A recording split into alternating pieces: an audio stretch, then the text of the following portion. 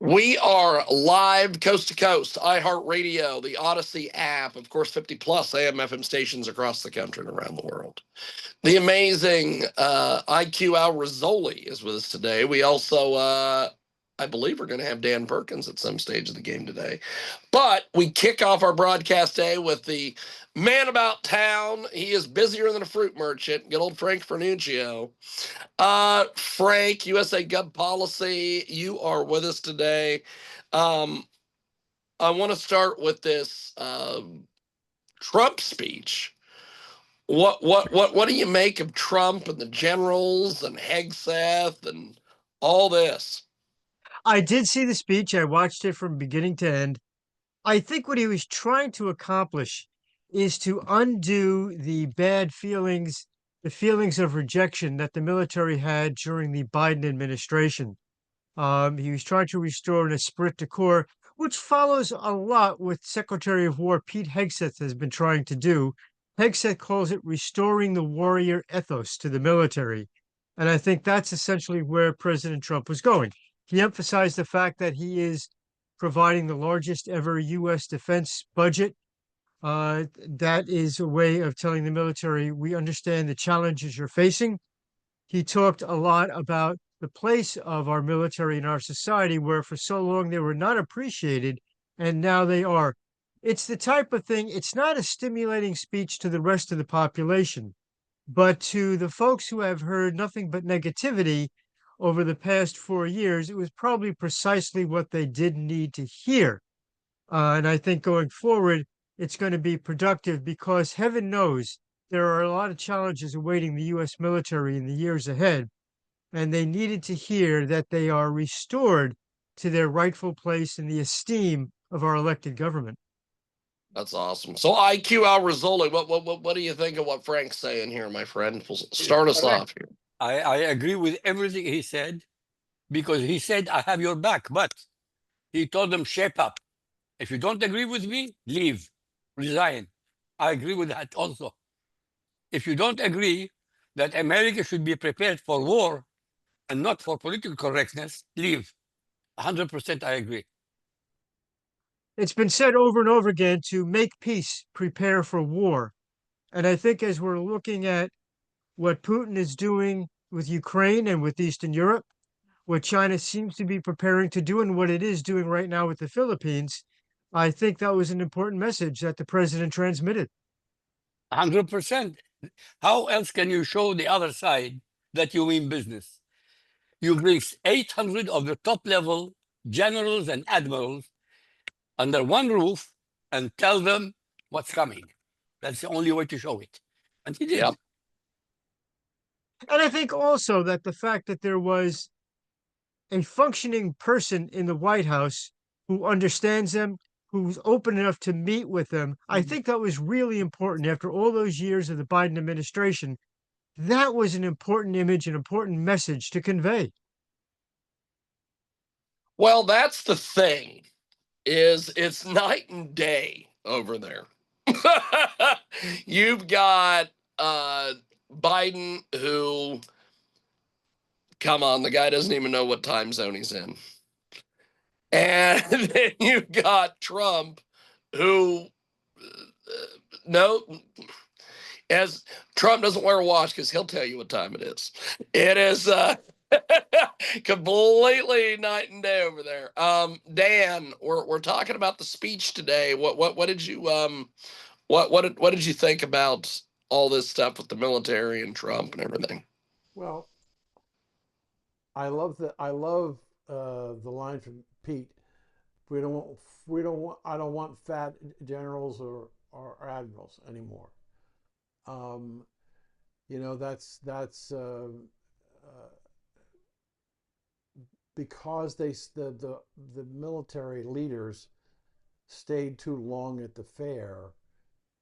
They got fat because they didn't exercise, but they weren't ready. They weren't physically ready to be war fighters.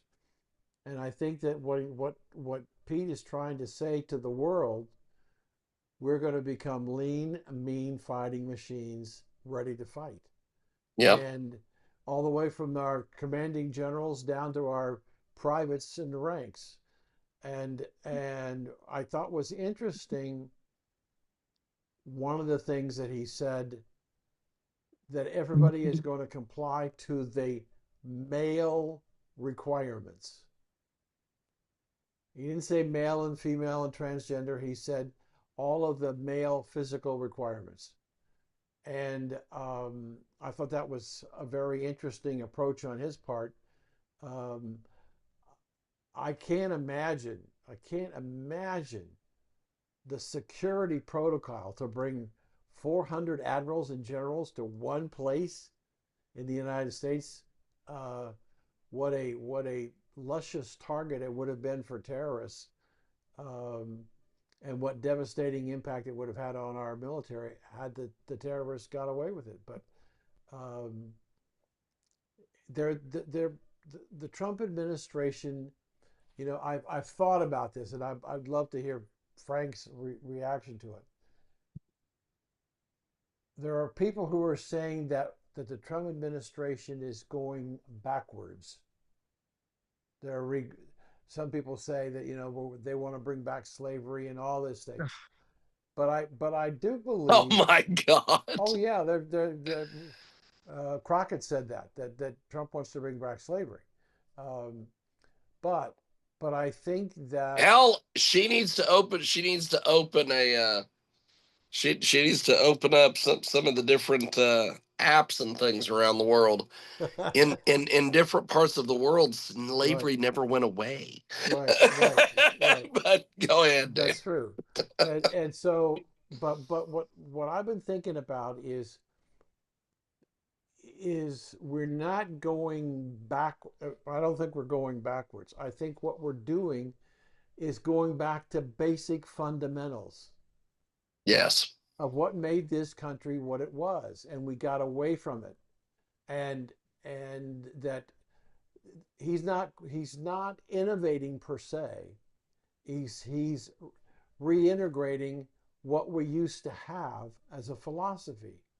The idea that Schumer wants $1 trillion in order to get the Democrats to agree to the budget proposal. He wants $1 trillion for health care, primarily for illegal aliens.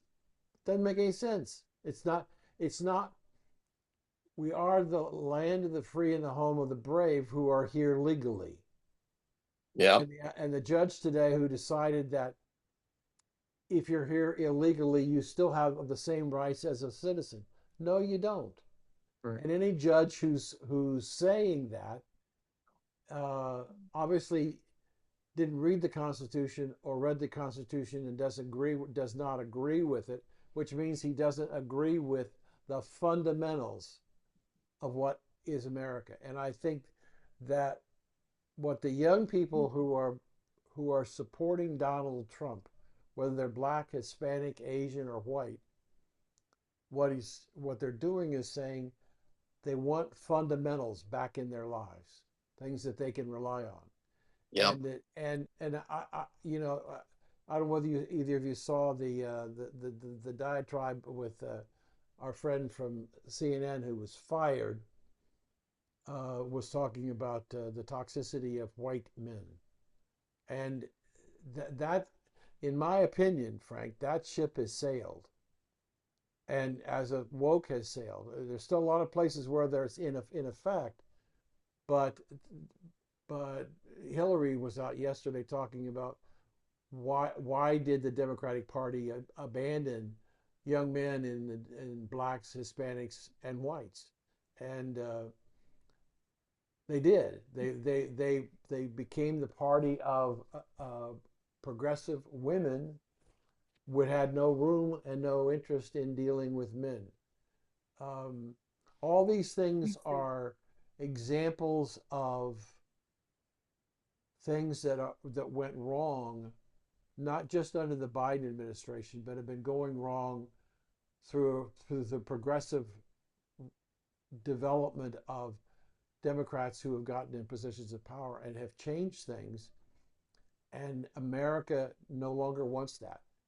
And the Democrats are desperately trying to hold on to what they had, but the American people don't want it. And it, if you look at it from the standpoint of what we want, I know this is going to sound sexist, but I heard several people say it today.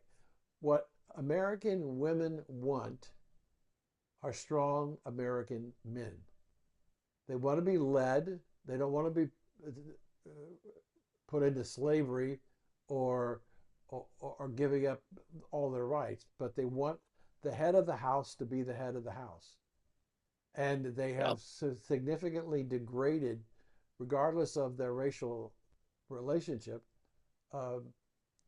males to be a inferior person to females, and the country is not buying that. You know, Jim, I've got to stop talking to Dan. He wrote a series of books a while ago called Brotherhood of the Red Nile, which kept me up for a week. The scenario was so plausible and the effects were so terrible about this proposed terrorist attack, it scared the heck out of me. Now he's making me think what would have happened if they put a bomb with those 800 admirals and generals. I'm going to be awake all night thinking about that one. Thanks, Dan. Appreciate that. But to Dan's point about going back, one of the reasons why the president was eager to change the name of the Department of Defense to the Department of War was because that was when we used to, well, win wars. Right. We won World War II hands down. After that, we started to accept compromises or bugged out altogether. And of course, the highlight of all of that was the absolute worst debacle in American history and foreign affairs, which was the Joe Biden pullout from Afghanistan, which was an act of either supreme incompetence or supreme treason. Take your pick. Mm-hmm. So going back to what was then, I think, is where the president wants to go in terms of taking us backwards. It has nothing to do with any social attitude. It has to do with the days when we used to actually defend this country and win our wars. Yep. You know, if you think about what he's been, all of the executive orders that he's written and put out there, he if you look at him in the context of what is he trying to do, he's trying to restore order.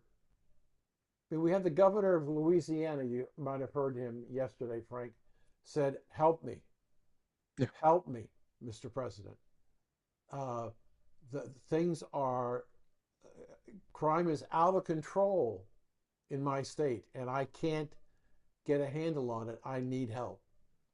And it's as I've talked to Jim about off the air, I think where this country is headed is that the primary concern in the midterm election of the American people is what are we doing about crime? And when we blow up a Mormon church, set it on fire, and kill people, that's not what America wants to happen in America.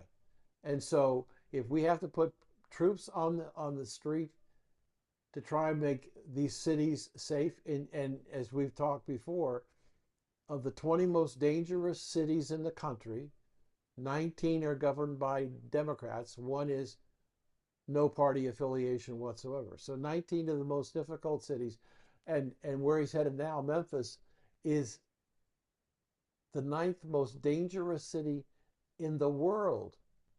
In the world.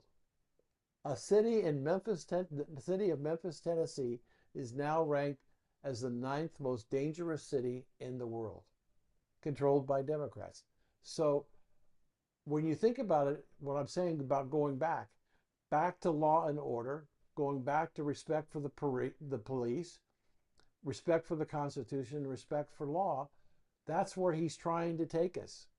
And the Democrats don't want to go there. They spent too much of their capital to get where we are, and it isn't working. And I think it's a huge problem. And I think he's going to wind up putting troops on the streets in Chicago. And I want to tell you, Frank and Jim, in my Wednesday show, Moms Across America, we talked about that this last week. And I said one of the concerns that I have about the Trump administration and their press for law and order and getting the criminals off the streets and closing the tent cities where are you going to put the homeless people? Where are you going to put the mentally ill? Because we Yep. closed all of our institutions. And this is what she said. In all of the 20 worst cities in the country, downtowns are full of empty buildings. Yeah. Why doesn't the government take possession of those buildings under eminent domain and rehab them into treatment centers, drug treatment centers, housing for the homeless, and medical facilities for people who have mental illness? And we don't have to buy the land. We don't have to start over from scratch and build it and take 3 years or 5 years or 10 years to do it. It's there. We can rehab the buildings very quickly, get them off the streets, get them into a place where they can have a decent life, and protect the rest of the people. Because she said she lives in Colorado Springs, and she's a member of the leadership of the Republican Party, goes to meetings in Denver, and where they hold the meeting, it's been the parking lot surrounded by homeless people in tents. And she says, whenever I go to a meeting, I'm paying $20 to park there, but I'm not sure I'm ever going to have a car when I come out, or what kind of condition it's going to be in. Those things are not acceptable to the American people anymore. And we have to put back fundamentals. And that's what making America great again is, making America fundamental. Look at the $11 trillion that he's bringing in to build factories to put people to work. Look at what he's doing from the standpoint of trying to say, look, you got to spend your money wisely. And we haven't done it as a country. Under Biden, we spent trillions of dollars that we should have never been appropriated, but it was. We weren't responsible to the American citizens. We let 20 million plus come in the border illegally. Those things are not acceptable, no longer acceptable. And the fact that America is pushing back has really got the Democrats very concerned. Yeah, look at the contrast. President Trump wants to spend money to rebuild our factories, to put people back to work, and to put our defense on a more secure footing. Mm-hmm. The Democrats want to spend $1 trillion, and today they are talking about shutting down the government because the Trump administration does not want to spend $1 trillion to pay for the medical cost of illegal aliens who should not be here in the first place. Right. What a contrast. Unfortunately, gentlemen, today is one of those rough days. I do have to go. No, you're And good. I look forward to our conversation next week. Definitely. Thank you, Frank. Appreciate it, my Take care. friend. Bye-bye. And you can find Mr. Frank Vernuccio, USA Gov Policy, online, and we'll have links in the description and all the usual stuff. Dr. Carole Lieberman is going to join us here at the middle of the hour. So while we have a little bit of free time here, IQ, do you have anything you want to toss out for us to talk about? Yes, simple. Every mayor, every governor who supports illegals should have at least one illegal in their home. That's it. Wow. Why not? They support them. Why should the taxpayer pay for it? Why can't they pay for it? But after all, they say they are safe, they're good, they're legitimate. Let them stay with them. Nobody has the idea. Nobody suggested it. Why? Here you have a governor saying, that's no problem, no problem. It's a problem. You have to feed them. You have to educate them. You have to give them food to eat, medical services, translators. Come on, for God's sake, what are we doing? It's not a charity.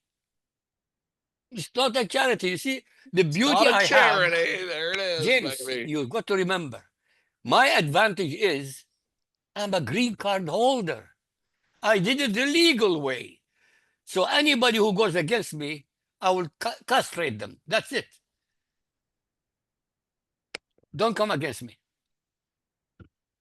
Dan, what do you Yes. think about this idea? Well, let's see. If we have 50 states and we have 50 governors, and we've got over 20 million illegals, we could put one in each governor's mansion. That would mean 50 we could take care of.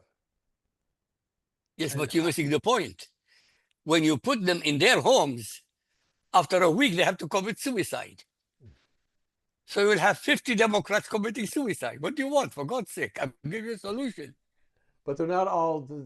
Not all of the governors in our country are Democrats. We have probably No, one I or said the three. ones who support illegals. It doesn't matter. Okay. They can be mayors. They can be school administrators. I don't care. Anyone who supports them, you take one or take a whole family. That's it. It's very simple. If they are so great and they think they are decent human beings and they are productive people, okay, so take them. No, I didn't say anything else. I said only those who support the idea that illegals are legitimate. They're not legitimate. The word is illegal. Well, you know, it is the illegal situation is, in my opinion,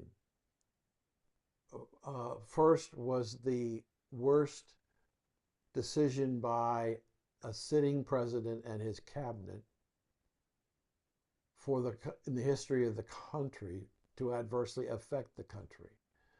And in addition to that, the American people have had to pay enormously in terms of wasted dollars and wasted services for children in schools and medical facilities and whatever, homeless, and all the benefits that we're paying for. We spent trillions of dollars, and as Frank was saying, the Democrats want another $1 trillion. They want $1 trillion, and the reality, Jim, is the Democrats want $1 trillion for 4 weeks. Yeah. That's the deal. You give us the $1 trillion in health care for illegals, we'll let you run the government for another 4 weeks. 4 weeks. And then when are they going to come back? So, It's not going to happen. Pardon? It's not going to happen. They want to shut down. He said, okay, we shut down. Half of your people will be fired. So Let them take have, it. I have a question for both of you. Okay. Okay. If we have a shutdown, what typically has happened in the past, the government has said that non-essential employees will not go to work and will not get paid. Yeah. Now here's the question.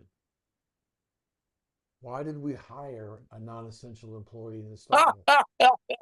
There you Well, go. you didn't hire. Biden hired them. No, but no. That doesn't matter. Biden hired them. Both You're asked. both Democrat and Republicans administrations have hired people that are classified as what I just said. Non-essential. Non-essential, and so. But what I'm saying is, if you understand that what non-essential means, it means if we're going to have a shutdown, don't come to work. We don't want you. We don't need you. Well, why are we going to let them come back? So why is anybody complaining? We have any non-essential employee? Why is anybody complaining? So why is anybody complaining? Why is anybody complaining? I'm a nobody, but I'm. No, you're not complaining. No, sorry. About You are pointing something out which is logical. So why are they complaining if they are non-essential? Why complain? Let them go. But in this particular example of the government shutdown, have either of you seen any story that mentions non-essential employees? I haven't. Nope. But you did, you just didn't realize it, okay? Because Donald Trump said if there's a shutdown, he can fire hundreds of thousands of people. Correct, and he will. And who's going to be the first to go? All the people that are classified as non-essential employees. Perfect. He has a win-win Perfect. situation, honestly. It's unbelievable. He trapped them. He traps them every single time. They are so stupid. It's unbelievable, but thank God they're stupid. Thank God they're stupid. Yep, I agree. So we have got IQ Al Rizzoli and the fantastic Dan Perkins with us today. They join us here in our program. Dr. Carole Lieberman is scheduled to join us here in just a few moments. So Dan, we have a little bit of time here. What's a topic you I have want a to? question. I have a Okay, question for go Dan. ahead, IQ. Go Do you ahead. have any news about what's happening in Gaza? Because Trump says it's a done deal. What's the done deal? Do you know? Jim, I couldn't understand what he said. The Gaza peace deal, which I secretly believe is going to be, they offered the Muslims a peace deal, they're going to reject it, and then we just have to take the country. Right. But that's So that's just me thinking okay, but long term. let me take an issue about what you just said, Yeah. and I'm going to put it in a context of something that both IQ and I have talked about for a long time. We're not, the mainstream media is not talking about the 100,000 Christians who have been executed in Sorry, Nigeria. murdered, not executed. Please use the language in English is going to be proper. They were Okay, murdered. They were not murdered. executed. 100,000 Christians were murdered in Nigeria. Nigeria. Now, this is to me the quote of the day to deal with that issue.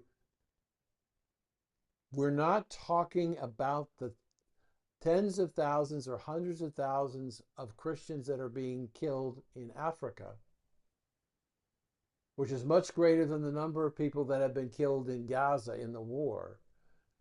And the reason, they said, Jim, because there are no Jews in the story.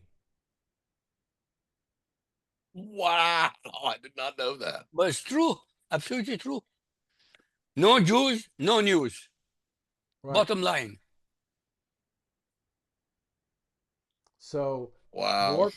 more Christians have been murdered in Africa than Muslims or Palestinians who have been killed in Gaza. But it's not making any news in the American media because it doesn't involve the murder of Jews. Wow.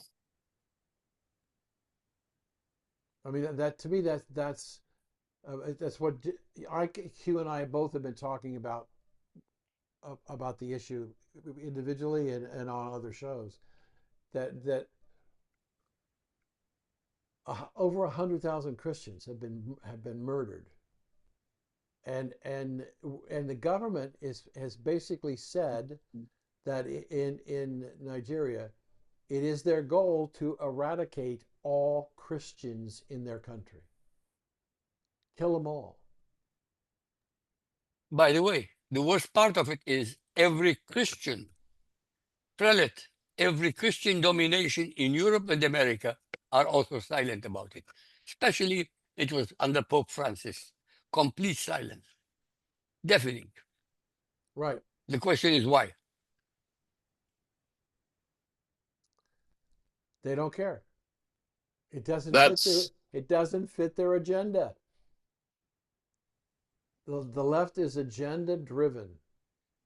And the news media is not going to talk about what's going on in Africa and the Christians that are being murdered, or the people, the Houthis who are not the Houthis, the minority in China. Millions of people in China have been killed because of their religion, and so we don't report those because it doesn't fit the agenda of the press in the United States and the Democratic Party. And that's basically just, it's wrong. It's evil. It's wrong. Human life is worth something. And to kill 100,000 Christians, murder 100,000 Christians without any real stories or awareness of it in the United States and comparing it to Gaza It's a much greater genocide than what is being claimed to happen in Gaza. It's not there. And so I just think it's amazing that how corrupt still the mainstream media is in this country today. And It there's is. Carole. And there's Dr. Carole Lieberman, Hello. who joins us here in our big broadcast. And Dr. Carole is the just amazing. Yes. I just don't have enough words in the English language to describe how amazing Dr. Carole Lieberman is. And she joins us today here in our program. So, Dr. Carole, I want to start with a story that happened a couple weeks ago where there is Trump is thinking about was thinking about I think he's moved on since then, but was thinking about making firearms illegal for trans people to buy. What do you think about this? And then I know Dan and IQ will have some questions for you on this. Hi, Dan. Hi, how are you? Good to see you again. Thank you. Well, I think, I'm glad that he moved on. Yeah, that's the one thing with Trump is that he goes on to other things, or if you're the last person in the room, you can convince him to move on to something else. So that's always the thing. But go ahead, Dr. Carole. Didn't mean to cut you off. Well, I mean, sometimes, certainly this is not meant to be any disparagement against Trump.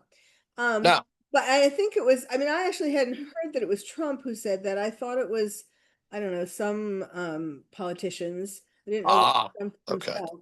I don't really know. But anyhow, I don't think it's a good idea because it's a very slippery slope. Because if you start banning, guns from trans people, because we have had a recent spate of a lot of trans killers, serial killers or mass killers. But, so it's very tempting to say, okay, they're crazy. Let's not let them have guns. But then, you could go down the slippery slope and say, maybe people with anxiety disorders shouldn't have guns, or people who are depressed shouldn't have guns because there's the phenomenon of suicide by cop. So maybe they'll kill people because they'll want to be killed themselves. A whole bunch of, I could come up with something for every psychiatric disorder, obsessive compulsive people. I don't know. they would have a meltdown. So, and it is true. I mean, one could make a case for trans people not having guns, besides the fact that we've seen a whole lot of examples of this. Trans people are generally have a lot of self-loathing. They hate themselves. And so they want to change to be somebody else, to be another sex. And so, having a lot of self-loathing is kind of similar to suicide by cop. They hate other people. They want to be killed, want to commit suicide, all of that.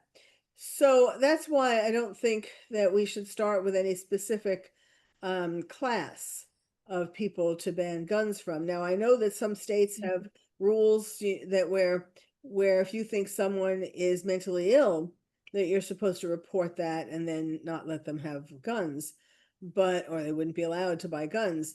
But and that's okay, except that it has to be very carefully vetted. I mean, you can't just say, I think my Aunt Mary is crazy, so she shouldn't get a gun. You have to have psychiatric evaluations of these people and to determine whether they're a danger to self or others. So, Carole, let me ask you a question. Let's suppose we have legislation on the books that right now that says that there has to be a background check for a legal gun purchase. Where they're looking to see, do you have a criminal record? Have you ever been arrested? And at the same time, couldn't the background check I understand the doctors can't share medical information, but a doctor can, you're a doctor, so you can answer this for me. Can a doctor, if questioned under state law or federal law as to whether or not you've treated this particular person, have they been a patient of yours? And if you're a psychologist or psychiatrist, without disclosing what they're there for, if somebody is mentally ill, and the evidence would point that most people who are murderers, serial killers, assassins are not altogether there. Could we do that in terms of identifying a new line of questioning, if you would, or investigation as to whether or not that person should or shouldn't receive a gun? Well, I mean, that's for people who are in therapy. I mean, if somehow the police or a family member reports that my son is in therapy, and then the police could go and ask the therapist whether, whether they are a danger to, I mean, psychiatrists are supposed to tell, if someone talks to you about plans that they have or how they would like to kill somebody, then you are supposed to report it to that person and report it to the police.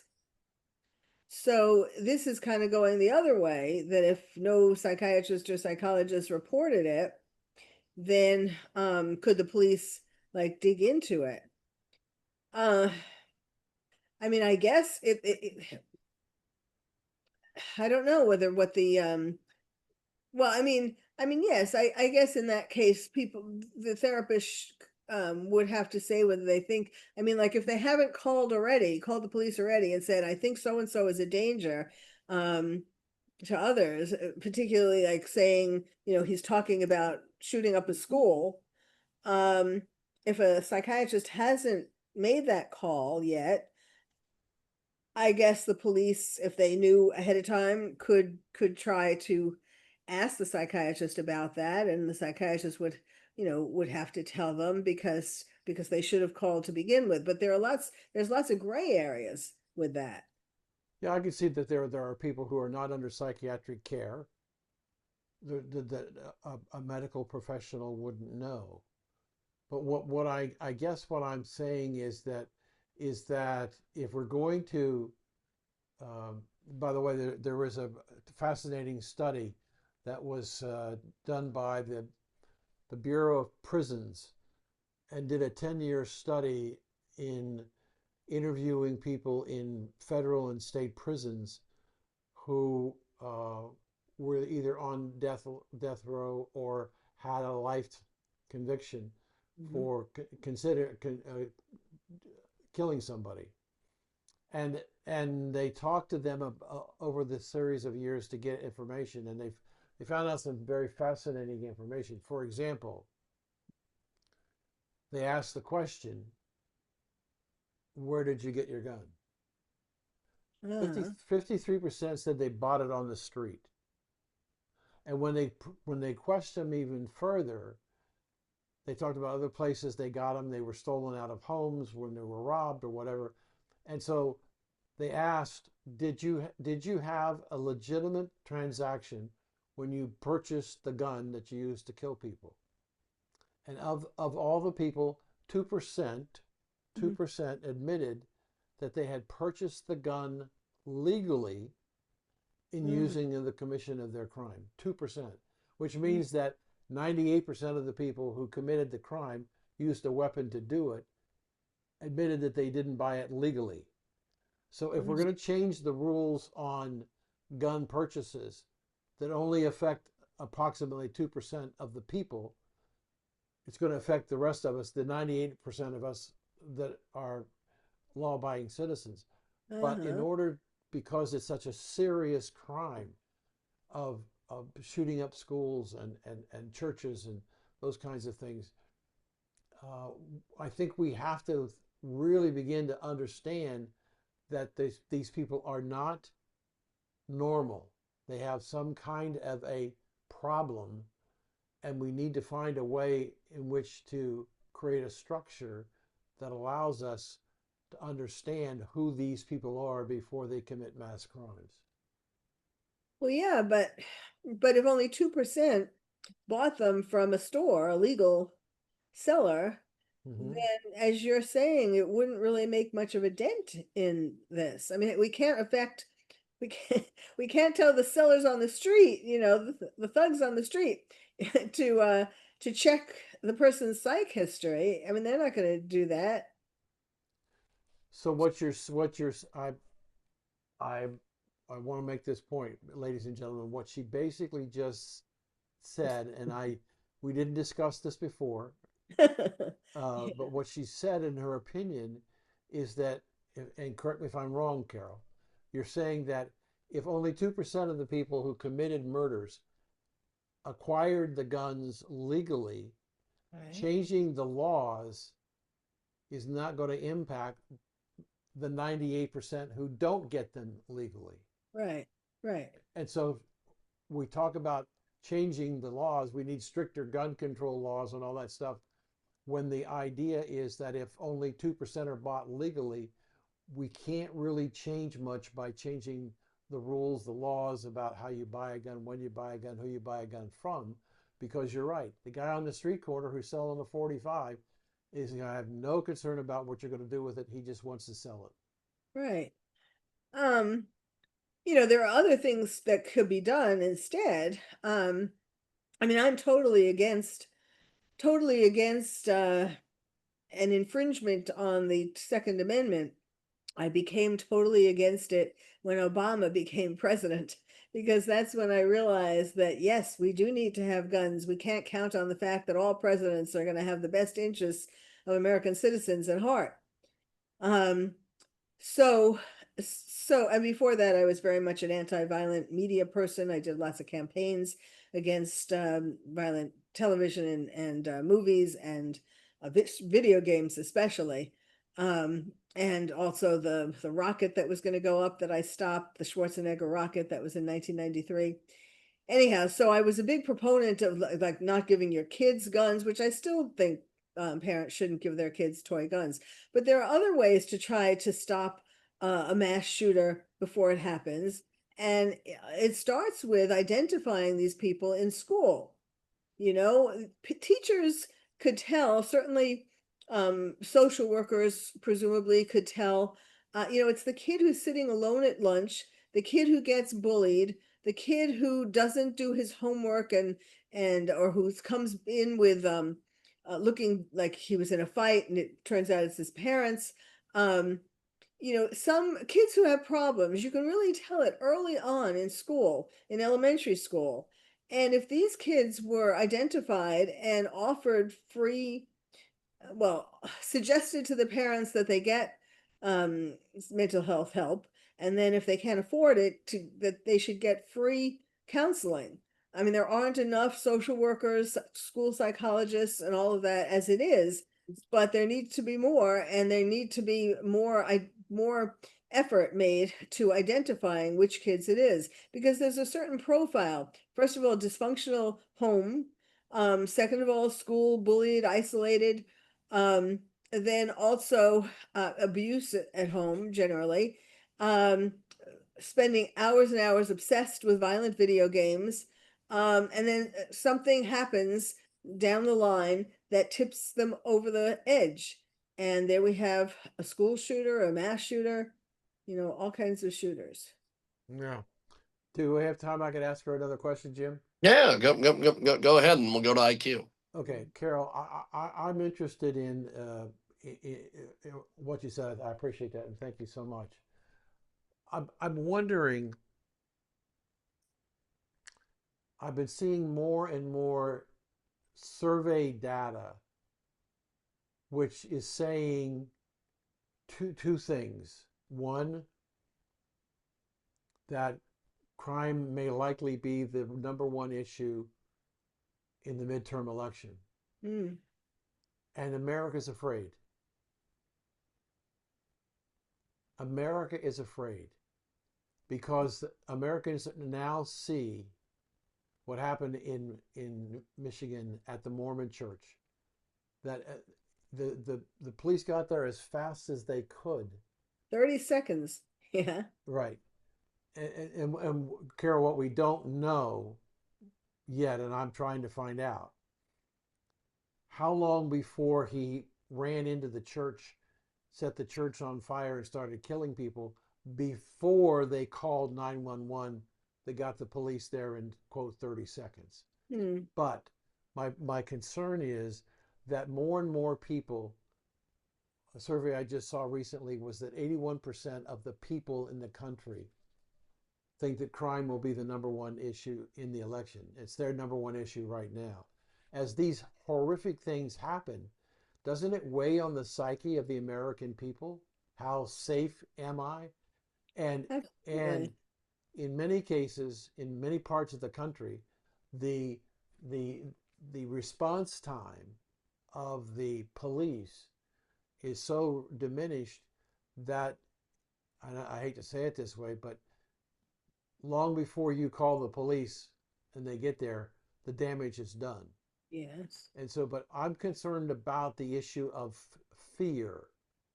I mean, I've got people in my Monday morning group who are in their 80s and they're talking to me about buying a gun, because as they leave the safety of the facility they're in and they go into the downtown community to dinner or to a play or whatever, they have grave concern about coming back. And I'm concerned, is fear a big problem in this country? Oh, yes.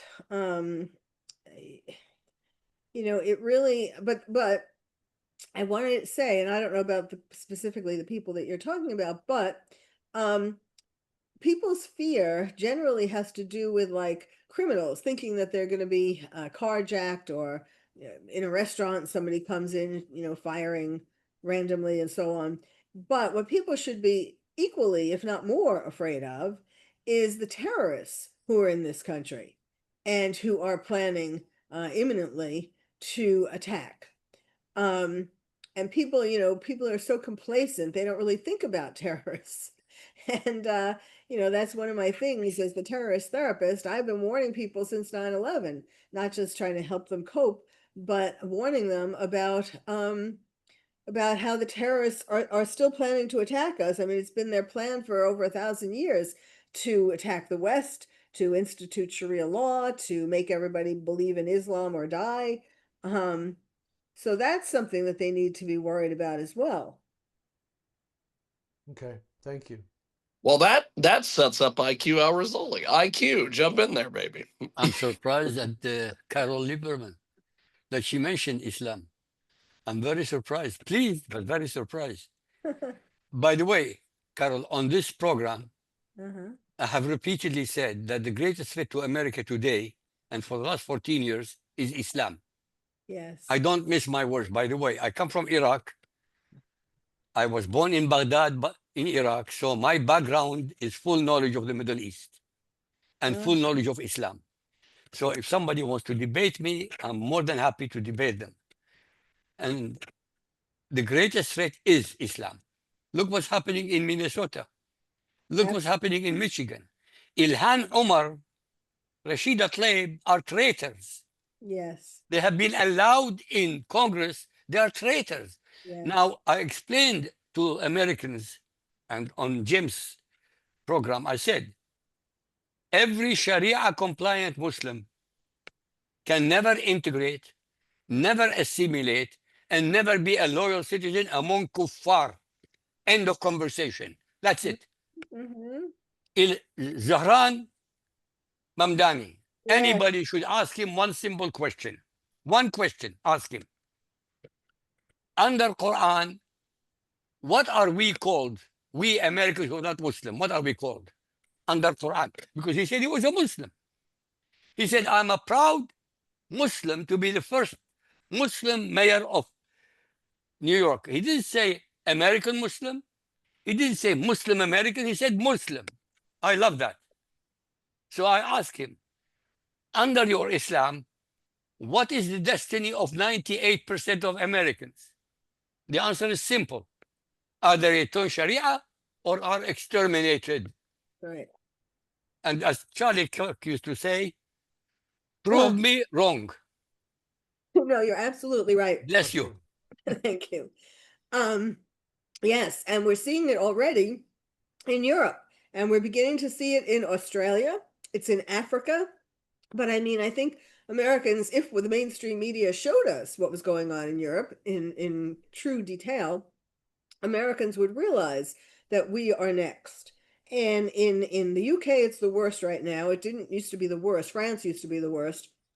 But now the UK, where the people, you know, the leaders are more on the side of the Islamist migrants than the Brits. And it's just, you know, you can't say anything bad against them. You can't, they allow the rapes going on and all of that. And then, of course, France, you know, is bad, but I mean, in all of these places, there are attacks going on. It's terrorist attacks, one-on-one terrorist attacks every day. Well, not just one-on-one, also burning churches, for example, in France. And yet in the mainstream media in America doesn't touch that, doesn't report on that. And it's really, it's, you know, there every day there are more and more radical Islamist migrants allowed into come by boat to the UK and to Greece and to Italy and to France. And I mean, it's Belgium, Germany. Actually, Germany was what started it. They in 2015 they allowed in millions of radical Islamists, and so it's ridiculous. It's really, I mean, it's dangerous for Americans to go there. It's dangerous for the people in the countries, you know, the French people, the German people. It's dangerous for them every day. Women are getting raped, boys are getting raped. It's really Carol, as a psychiatrist, how can you explain that, for God's sake? I want to understand. You're a psychiatrist. I'm not a psychiatrist. How can you explain leaders of Western countries, mostly Christian countries, allow Islam to take over right in their sight? Tell me, please. Yes, that is that is a question I have been pondering for a long time. Well, if you couldn't ponder it, if you couldn't find a solution, who will be able to find a solution? Well, I mean, I think it probably is a combination of things. Well, you know, originally with Germany, they said that the German population was getting older, and they were worried that they wouldn't be able to manufacture or produce enough things to sell to other countries to, you know, to keep up the economy of Germany. That was their original excuse.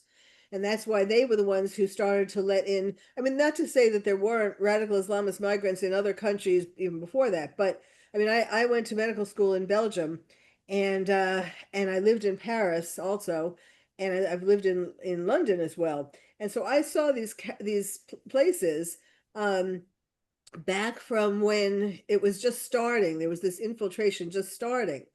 And, you know, of course, I've been back since then, and it's, you know, a million times worse. But so I think it was originally perhaps, unless that was just a lie to cover up what they were really wanting. So let's just say it was to, you know, to make up for the aging population so that there would be workers. But I think another part of it is to, like, for the World Economic Forum. I think they're getting money from the World Economic Forum to take in these people. I also think they're getting money from the Middle Eastern countries to take in these people. And I think that they are afraid now that there are so many, they're afraid of them. They're afraid to go against them. You know, Yeah. Caroline, they're only 10%. Wait a minute. They're only 10%. We are 90%. How dare anybody say we are afraid of them? We are 90%. They are 10%. They want to be bloody. We can be bloody also. Well, yes, but you know, like, you've seen videos. Have you seen online videos in Britain where you know, there are Brits and these young radical Islamists come down the street, and they're strong and big, and they, you know, they push these people out of the way. They pray in the middle of the street. They do whatever they want. And the Brits Okay. are intimidated. Now that doesn't excuse the leaders of the UK. They stood against Hitler and they were not intimidated. With a Yes, bunch of savages, they are intimidated. It doesn't make sense, does it? It yes. doesn't make sense. But They I stood guess against Hitler for a whole year. that what? They took the greatest punishment anybody could have, and they're afraid of a bunch of rabble. It doesn't make sense. Honestly, it doesn't make sense. Well, it's because of the Carol. leaders being on the side of the Islamists. The same thing in Switzerland, the same thing in Belgium, the same thing in Italy, in Spain. Everywhere in Europe is the same. Yes. All Now, of them are afraid. Dan, jump Carol, in there. I just want to jump in on this issue that you're talking about, and I have a theory, and I'd be curious. What happened was there was an event where we came face to face with the face of radical Muslims. That was when the American reporter was beheaded on television and the internet. We didn't have that structure before, but we had that structure, and they have successfully used that medium with their outrageous behavior to intimidate, as IQ and you were talking about. They've imitated the leadership in Europe because, while as IQ is right, they're 10% of the population, their intimidation goes all the way up the ladder to the whole leadership structure of many countries in Europe. The leaders in Europe, and used to be in the United States, but I don't think anymore, at least at the federal level, is that intimidation of watching the beheading, the brutalness of these people in what they did, and then the pictures of what they did in the communities where they took them over and murdered and raped and killed people. That violence put in a video format was a way to intimidate the leadership of nations by the use of fear, that if they didn't accept what they wanted, there could be mass carnage in their country. Yes, I mean that was one of the examples, an early example of that. I mean, of course, also some of the people who are just like Mondami, if he gets into power in New York and is going to be destroyed, and it's going to filter through the rest of America. But like the mayor of London is a Pakistani, right? He's a Yes. he's a radical. Yes, yes. He's a radical Muslim, and then we have. No, he's not a radical Muslim. There is no such thing as a radical Muslim. A Muslim is a Muslim. You can't call him radical, moderate, militant, or anything. This is from the news media. They tell you radical. Bull crap. There is only one Islam. Who said that? Erdogan said that. He said, you Europeans talk garbage. There is no such thing as different shades of Islam. There is only one Islam. Well, in terms of the Quran telling people to That's it. End of conversation. It's the Quran. Yes. So you can't deviate. I know. You can't be moderate. But what about the people? What about the Muslims who, aren't violent? Yes. Wait a minute. The Muslim who is not violent, he is the one who will hold you down, so the jihadi Muslim will cut your throat. Okay, so please, this is my subject. You're a psychiatrist. I love it. It's your pleasure. This is my subject. There is no such thing as a moderate Muslim. He might not kill you today, but he'll kill you tomorrow. I understand what you're saying. I do a podcast, the Terrorist Therapist Show, and I'm talking about all these. And every time I talk about something, I have to say now. I mean, there are so many people who. I mean, I know that you're right, but I end up saying not all Muslims are terrorists and not all terrorists are Muslim, because I'm trying to not alienate everybody. Well, I'm not politically correct. Sorry. I'm a realist. I was born in the Middle East. I know what the Middle East does. Who would You have just guessed? mentioned it. They cut the heads of anybody who disagrees with them. They throw lesbians and other sexual perverts alive from buildings to kill them. For God's sake, what are we discussing? It's a savage, it's not a religion. Yes, Islam is not a religion. It's a cult belief system, the cult of Muhammad. Again, I say, like Charlie Cook used to say, prove me wrong. Impossible. No, I couldn't prove you wrong. I don't think you are wrong. But it's just that, I know. Believe me, I know. It's difficult to say 1.6 billion people are the same. I know. I know the Western mind cannot accept it. and I would rather that some nonviolent Muslims would speak out against the other. But they're not, are they? Well, Did no, they speak out after 9/11? Did No. anybody speak out after 9/11? Not a single one. no. Not one. So please, I rest my case again. And they didn't speak out after October 7th either. But October 7th, there's an excuse. They were Jews. There was 9/11 was not an excuse. It was America. in Europe though, it was maybe I don't know, maybe like around 3 years ago, there was a group of Muslims who did these parades to show that they were against terrorism. Do you know what I'm talking about? So what happened to them? Yeah. So what happened to them? I They don't know. vanished. They vanished. No, sorry. They vanished. That's true. So as we wrap up here, let's start with Dan Perkins. Dan, bring us up to speed on your projects, my friend.